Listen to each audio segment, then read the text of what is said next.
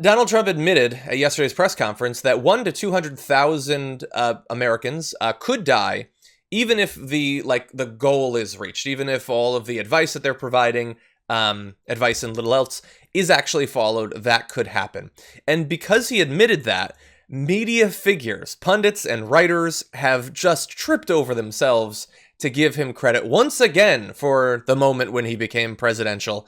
And so just as a few examples, and I'm not really trying to like single out anyone, but we do need to show you some examples of this. So Eric Lipton said, Trump sounding different today. Scale of death appears to have changed his tone at least. He did put at least, so that's good. Jake Sherman, this is absolutely new message and new tone from Trump. Acosta, who's in that video we showed you earlier, this was a different Donald Trump tonight. I think he gets it. Look, I get that I have Trump derangement syndrome. I don't think he gets it. Kelly O'Donnell says the tone and seriousness was different today. Okay, so he talked about, the fact that so many people might die.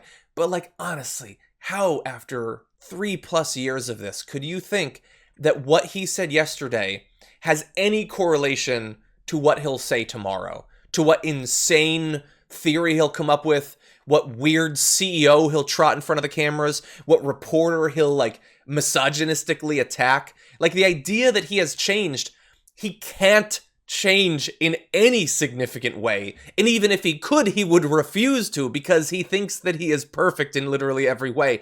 I don't understand how the media can still be fooled by this, by a speech, by an appearance with a teleprompter, by any of that they could still think that it means anything.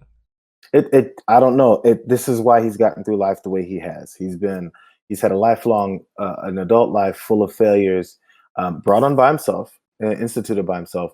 But every time he's done so, he's gotten an excuse, or when he's come up with an excuse, people have accepted it. So when you accept someone's excuses for their incompetence, they'll continue to engage in that same behavior. And we see it over and over again.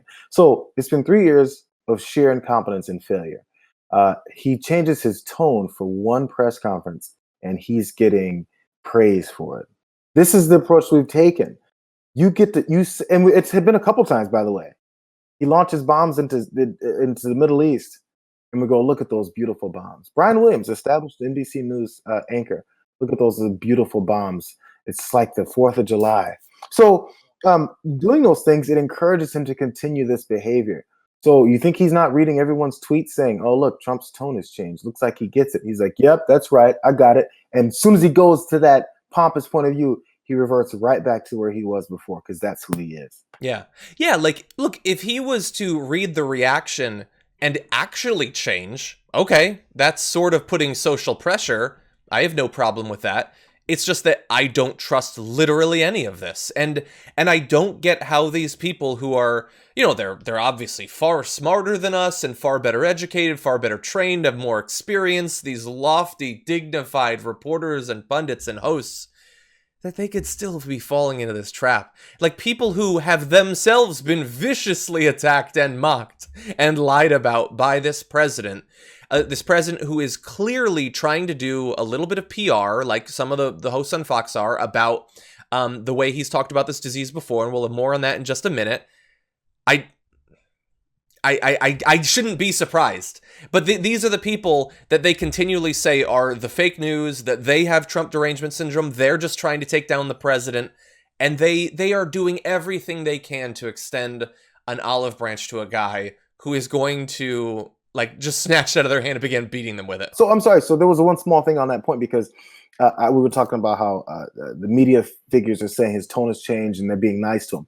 I have not a hypothesis, but it's part of the thought process that people have. So it's based off of what we always say. If you be nice, things can change with this president. So why does that have to be a requirement is my question. Hey, who cares if we're nice to him? If I'm the president of the United States and say 70% of the population hates me and says all these things about me, doesn't like my face, doesn't like the colored tie I wear, doesn't like my shoes, whatever it is that he says are outward disconnected reasons to dislike him. That's his stance. That's his point of view. They just hate me to hate me, which is BS. Fine, whatever. Even if you hate me just to hate me, it's still my job to protect the American people. It's still my job to take these press briefings seriously. It's still my job to take any intelligence briefings. It's my job to stop this pandemic. I don't care how much you dislike me or like me. Why is that a requirement based off whether or not you do your job? It shouldn't be, and it's not.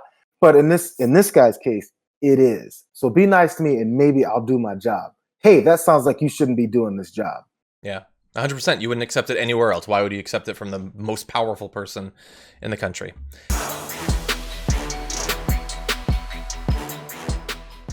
For more political news breakdowns, interviews, stories of activism, and me trying my hardest to care about the occasional big celebrity news story, subscribe to our YouTube channel at youtube.com/The Damage Report. And you can ring the bell wherever it is so you don't miss anything.